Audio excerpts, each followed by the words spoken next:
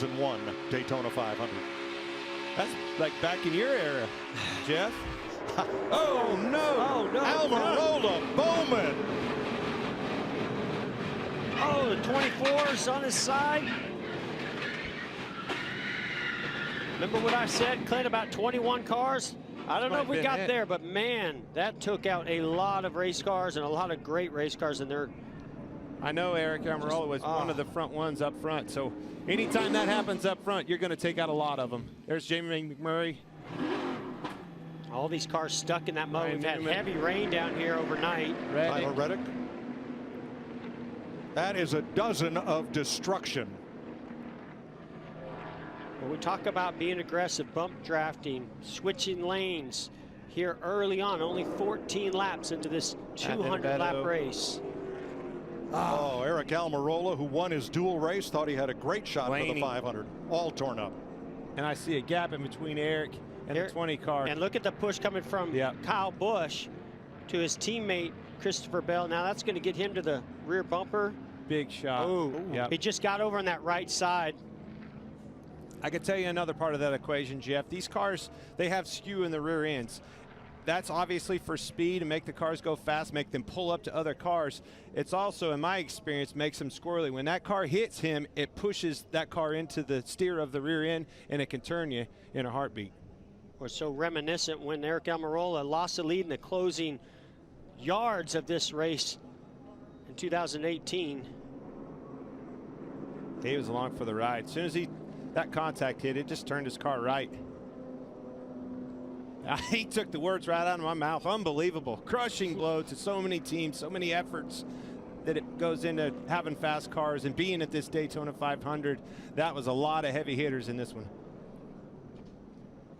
We're going to ride with Ryan Newman through this. Yeah, you can see he's already spun off at 2. Usually have to see if he got into the outside wall first.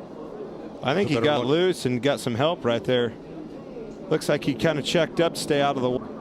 You can, I mean, when you get loose like that, with a flat tire, getting into the corner, so hard to keep it out of the wall, and you know it's a tire that's down. The worst part is he was 1 lap away from leading 18,000 laps, 17,999. Truex goes to make the pass. And you feel that. He heard those cords starting to come apart on that thing, de-raveling. You can hear it hitting the fender wells, and you can see him check up. He did it. Gave way when absolutely. That barrier absorbed a lot of energy, and I'll tell you what, that nice to see. Of the two-lane path, and he went high to do it.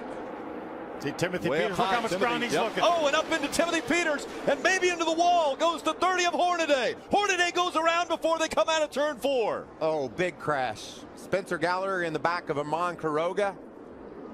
Timothy Peters got a piece of that as well. He's crawling down the apron right now with smoke trailing from his truck. Let's watch closely and see if they do make contact. Yes, right there it is. And that nudge was just enough to move him up off the bottom of the racetrack. If Timothy hadn't been there, Ron may have been okay. And look at the great job that Quiroga was doing to come through there. Spencer Gallagher, however, didn't get slowed down in time. Trouble back straight away. Car around.